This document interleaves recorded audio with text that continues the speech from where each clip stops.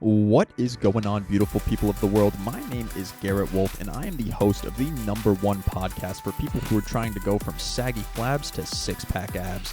I've built my body over the last 8 years, and in the last 3 years, I've helped hundreds of online clients shred unwanted fat and embody the best version of themselves. Now, let's jump right into today's show. What is going on, everybody, and welcome back to the Alpha Movement Podcast. This is the #1 show for people who are trying to go from saggy flabs to six-pack abs, all without giving up the most enjoyable aspects of their life. In today's episode, we're going to be talking about how failure is not an option. All right, we're going to be going into a comment I got on one of my YouTube videos, one of my YouTube shorts. I got this long paragraph-ass looking comment from this guy. And I'm going to get into it because I think his mindset is terrible. I think his mindset destines him for failure. And we're going to talk about failure. We're going to talk about how you end up not succeeding, because failure and not succeeding are two completely different things. And we're going to be diving into this guy's comment, this guy's mindset, and really just kind of talking about the ins and outs of success and failure, and why I think this guy's mindset dooms him for failure, and why I think my mindset is destined for success, or at least this mindset that I implement into my life, because I'm not perfect. Nobody's perfect. I call it my mindset because it's a mindset that I've adopted, but, my mindset is malleable. Everyone's mindsets are malleable at the end of the day. And so we're going to be diving deep into his comment and telling you guys why failure for me is not an option and why it shouldn't be for you at the end of the day either. So you guys already know the deal. If at any point during this episode you enjoy what I have to say, or you think what I have to say is valuable, please screenshot my face, share it to your Instagram stories, tag me at _Garrett Wolf, and I will reshare it to my story and send you a free gift. Other than that, guys, we're talking about how failure is not an option. And if you've been following me for a while, you understand this mindset fully inside and out. Because failure for me at this point isn't an option. If you follow my journey, I've been an online coach slash online personal trainer for the last 3 years of my life. And in the first 2 years, I was kind of on the fence. I was kind of on and off. I was kind of posting consistently, falling off here, posting consistently for a little bit, falling off there. I didn't dedicate myself to things like live streams, even though I knew I needed to. I didn't dedicate myself to messaging people every single day. I didn't dedicate myself to really going in depth, building a community. And I kind of did like half the tasks, and I kind of didn't do half the other tasks, right, at the end of the day. So I was kind of on the fence. I wasn't fully dedicated to my goals and my success. And I'm telling you right now, if I had stayed on that path, if I had stayed on the fence, stayed half dedicated, stayed kind of doing half the action steps and not doing half the action steps, then I would have been 100% destined for failure. You cannot be on the fence doing half the action steps and think that you're still going to get the goal. It's like trying to get in shape and then only working out, right? Strictly working out, not doing anything else, not tweaking your diet, not drinking any water, not going for steps outside, not tracking your body weight. It's like you're doing one thing, but you're kind of on the fence. You're not doing all the things. And I see this inside of my 14-day challenge. If you didn't know, I was running a free 14-day challenge for this last 2-week period, and I see 80% of people in this challenge doing half of the work. They go to the gym, sure, and then they might do 1 out of the 4 action steps that I need them to do every single day to actually make progress. And so they're kind of half-assing it. They're half on the fence. They're doing half the action steps. They're taking half action. And so they get half-ass results. The people that do that end up getting basically no results. They might lose 1 to 2 pounds because they're finally, introducing a new stimulus into their life. They're finally doing something new. They're finally doing something that their body is not used to. But even so, they will not lose the 5 to 10 pounds that they're supposed to lose in 2 weeks. I had 2 people actually follow every single action step, and they're actually getting results. They're actually seeing the weight just melt off of them. They are losing 5 to 10 pounds. I think one of them is at 6 pounds. He's in kilograms, so he's lost, I think, 3 kilograms, which is about 6 or 7 pounds, right? So he's done all the action steps. He's done it. And then another guy, he's already lost 3 pounds from doing the action steps that I prescribed to him. So these two are not on the fence. They're part of the 20% that actually gets shit done, that actually takes the action steps, that actually does what is required of them. And they are the ones that are actually going to get the result. So it's about failure, right? We're talking about success and failure.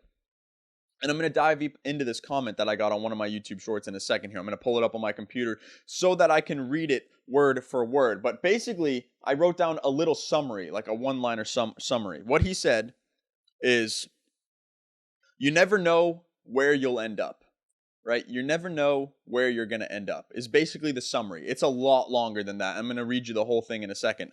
But the base premise of his comment is you never know where you're going to end up. And I completely motherfucking disagree with that. I completely disagree. If you have a dream, if you have a vision, if you have a goal, then you should write down your vision. You should have a vision board like I do. You should write down affirmations, gratitudes every single day so that you know where you're going to end up. If you haven't done any of that, if you're still on the fence about your goals, if you're still on the fence about your dreams, if you're still riding the fence about your ambitions and whether or not you should actually attack them, then of course you're not going to know where you're going to end up. Of course you're going to have no idea where you're going to end up.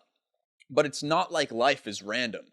It's like odds are stacked against each other. We stack up different odds and different patterns by doing habits, by putting things into our environment, by changing our environment. It's not like you're powerless. You have the power. You're literally the writer of your own story. You're holding the pen. So what are you going to write? You get to change your environment. You get to change what you put into your body. You get to change what you do with your body. And in turn, that changes the outcome. That changes the result that you get to experience.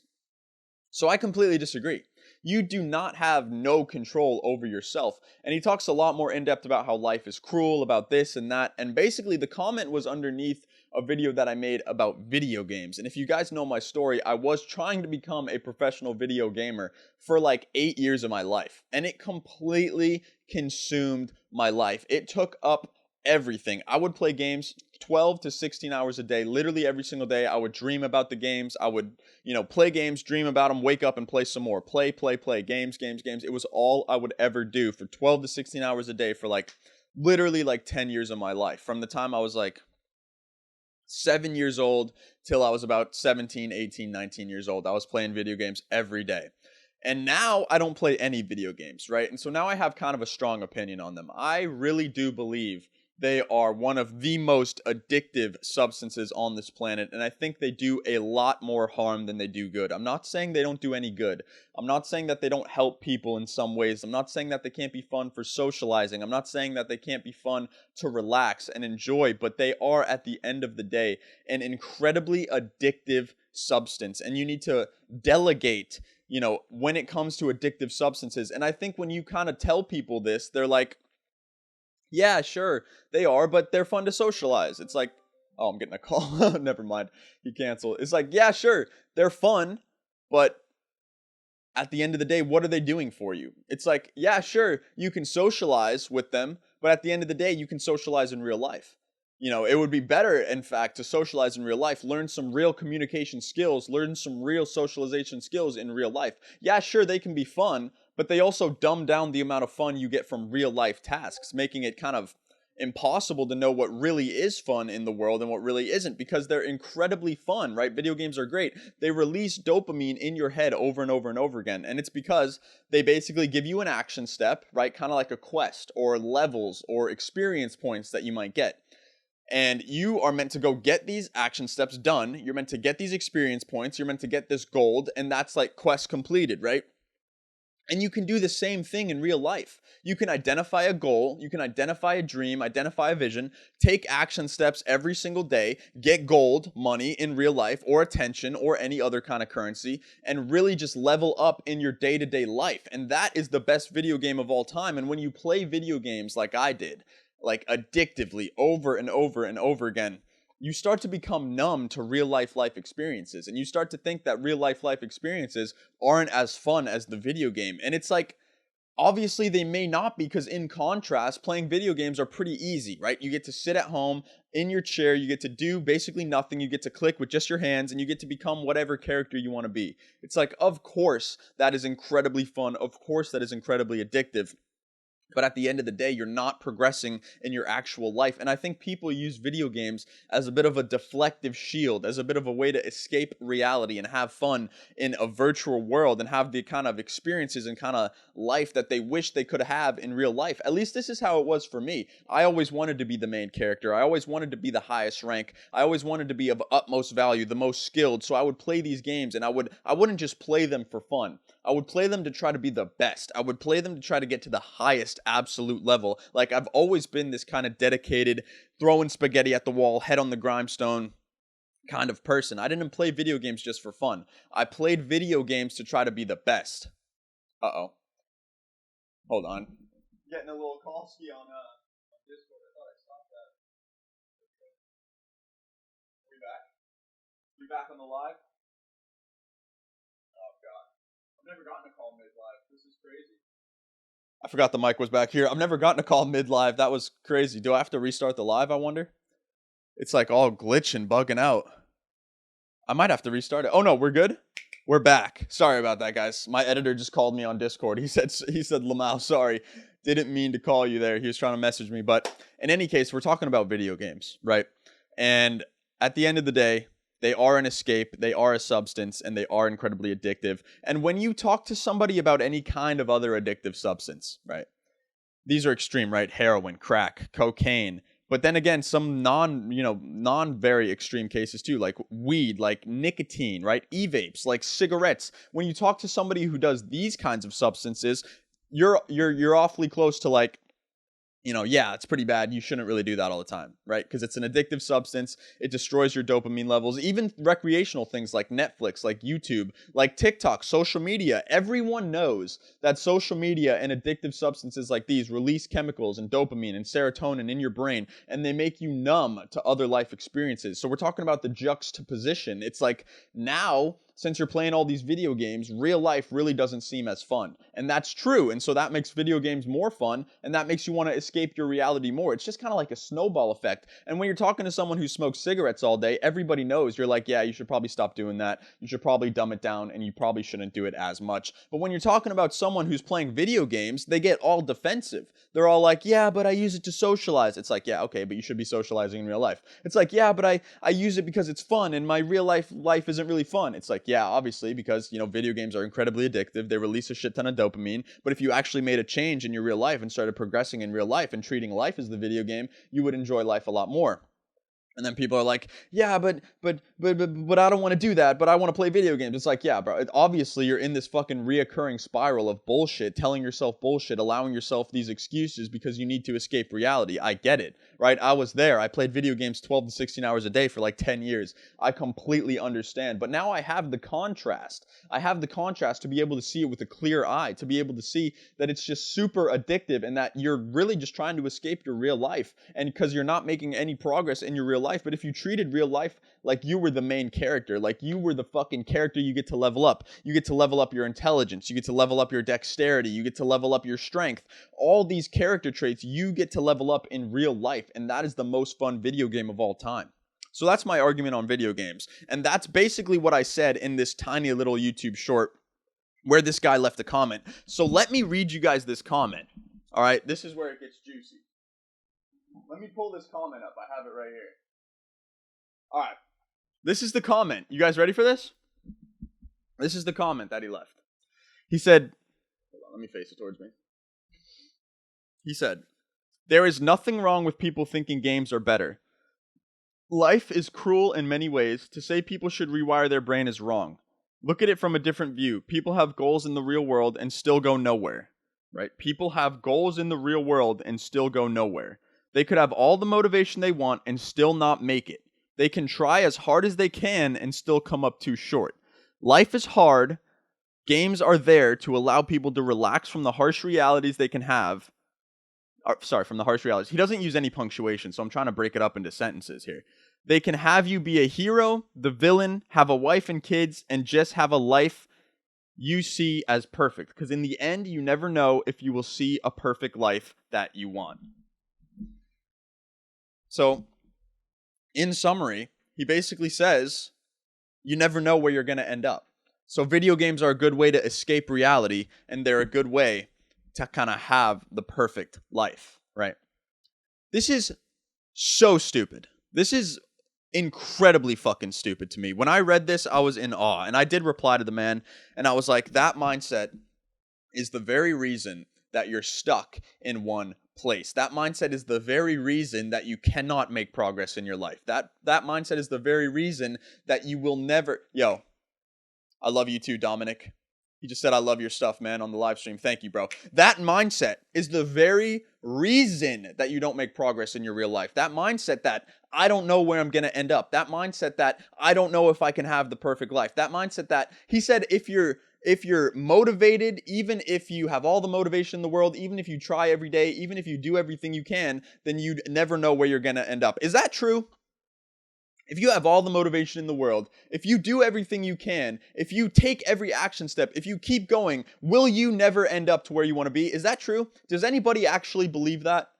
I have never seen one person in this world try as hard as they can, stay as motivated as they possibly can, do everything necessary that is asked of them, and try every single day and end up not where they want to be. That has never happened in this fucking reality. I've never seen that happen. Usually what happens is if you have this kind of mindset, you'll lose out on all motivation. You'll start questioning whether or not your action steps are true. You might do it for 3, 6, 9 months, even a year. You might even do it for 2 years if you're one of the lucky ones.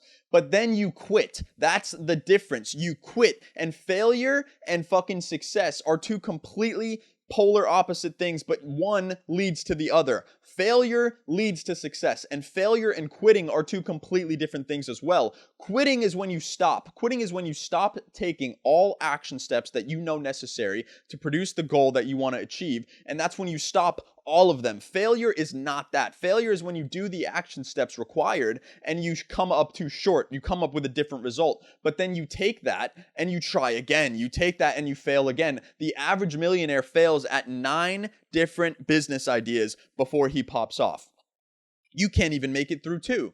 You can't even make it through 1. You can't even make it through 3, 4, 5 failures because you quit, because you think that you can achieve more inside of a virtual world, because you think that being in a virtual world will yield you better results, because you think that even if you try, you're going to come up short, because you've maybe failed 1, 2, 3, 4 times and you've come up short, and you think failure and quitting are the same things. So you take failure as this notion from the universe of, oh, life is cruel. Life is cruel. I really did try. I tried for 3 months. I tried for 6 months. And then I failed. So then I quit. You never know where you're going to end up in life. It's like, no, shithead. You do know where you're going to end up in life if you take the action steps every single day. If you look at failure in the face, assess why you failed, assess why you came up short, get back on the horse, don't fucking quit. You keep trying every single day to make 1% progress. You take action steps forward, regardless of how hard it is, regardless of whether or not you believe in yourself fully, and regardless of whether or not you know 100% that you're going to end up where you want to be, because we can't tell the future, but you have to trust in yourself that you have identified the correct action steps to move forward.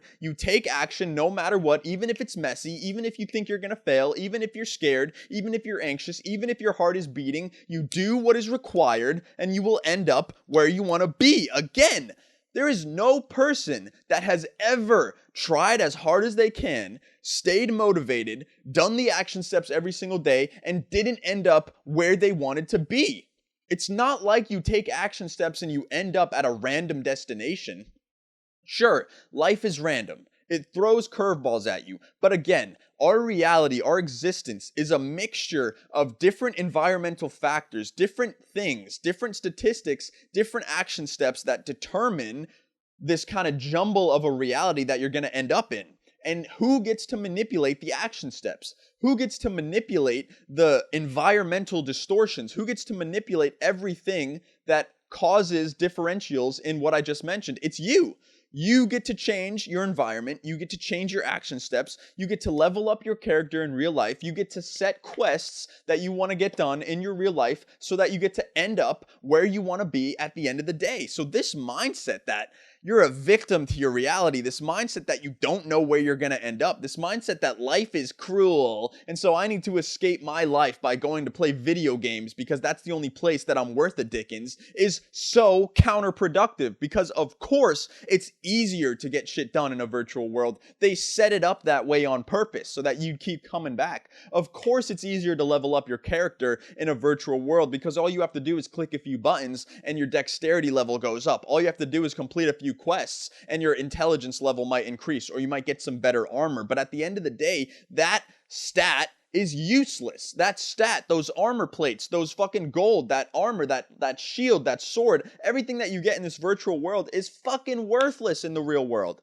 It doesn't mean shit. It doesn't mean fuck all. It might make you feel good, but it doesn't help you. It's not going to help you in 10 years. If you level up your intelligence in real life by reading a book or watching a video, taking a teachable course, going to Skillshare, going to YouTube, going to Google, if you level up your strength by going to the gym, hitting workouts, going for walks, drinking water, eating the right foods, if you level up your stamina by running, going for walks, doing cardio, doing HIIT training, if you level up yourself, I swear it will serve you in your real life. And it will be so much more rewarding if you just don't compare it to these virtual worlds where everything is handed to you, where everything is easy. And I'm not shitting on video games completely. I understand why people play them, but I'm telling you, they are so addictive. They are one of the most addictive substances on this planet. They hijack your brain and they make you think that the video game is more fun than real life, which it probably is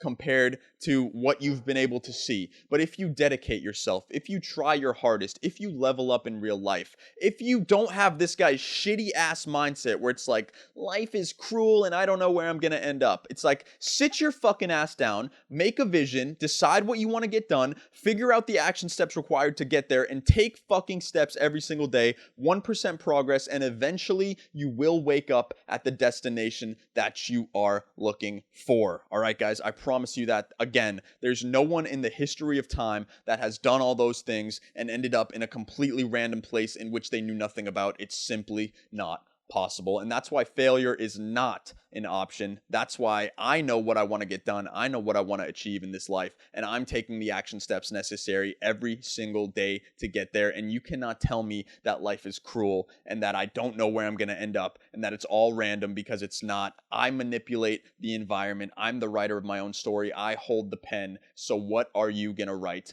next? All right, guys, that brings us to the end of today's podcast. This has been the Alpha Movement Podcast. I'm your boy, Garrett Wolf. And if you guys got value out of this episode, please screenshot my face, share it to your Instagram stories, tag me at _Garrett Wolf, and I will reshare it to my story and send you a free gift. Other than that, guys, it has been your boy, Garrett Wolf, and I will see you all in the next podcast episode. Peace. Thank you so much for tuning in today. Hopefully you got some value. If you did get value and you want to learn a little bit more about how you can go from saggy flabs to six-pack abs, just head over to my Instagram at _Garrett Wolf, DM me the word six-pack, and I'll reach out to you and see if I can help. Again, thank you guys so much for tuning in today, and I will see you all in the next podcast episode. Peace.